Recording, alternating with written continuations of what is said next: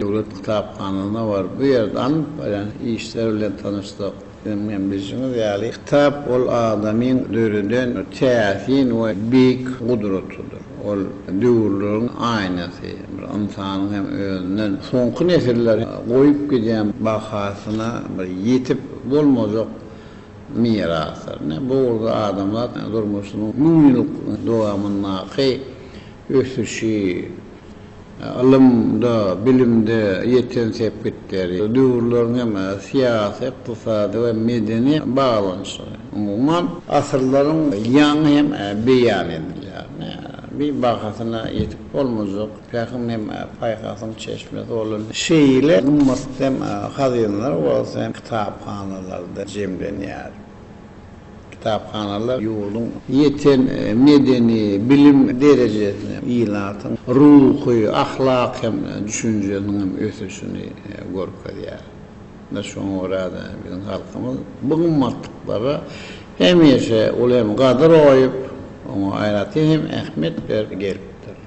Sebäbi kitap okumagy seýýän halk özüne bagtly sahipdir. Şeýle bolansoň kitapxana ulgamyny ösürme, kitap neşir etme, kämilleşdirmek biziň alyp baran hem döwlet siýasatymyzyň bir illeri hem tutulýan orlunyň bir ýerine de öwrüldi. Hormatly Misir kabinetiň agzalary, hormatly adamlar, biz kitapxanalaryň durmuşda elýän ornuny göz tutup soňky ýyllarda hem bolma denjamin dünýäden ipotlandyrmak. 11 hünärli hem işgärler üçin etmek goýunça hem zerur işleri geçirdik. Emma bu aramazdan kitapxanalar işine henüz köp sahne kemçilikler var. Olardan birinji ýurduň içinde bütüwi elektron kitapxana ulgamyň döredilerini aramazdan daşary ýurtlaryň hem kitapxanalar bilen halkara ulgamy arkaly kitaplar hem beýleki neşirler hem alışmak işi henüz ýoly goýlanýar.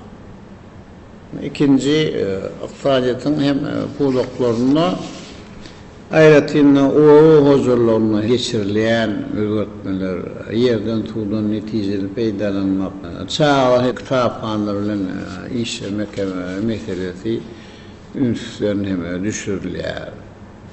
Üçüncü ýene kitapxanalarda talip, ýaşly aspirantlar hem beýle kılmy işgärler bilen talabalar iş alınıp barmaýar.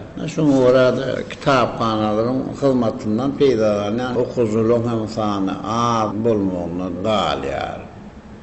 Dördüncü, ýazyrky döwürde garaşly bir taraf watanymyzy nisanaat taýdan ösün sany ykdysadyatda geçen, alymly, bilimli, dünýäniň öňde barjym ýurtlaryň birine örnekde öňümizde hem belen wezipler durýar. Beşinci, menine ýurdumyzda hepden bir günni kitapxana, günni ıglal etmegine size hem teklif edýär.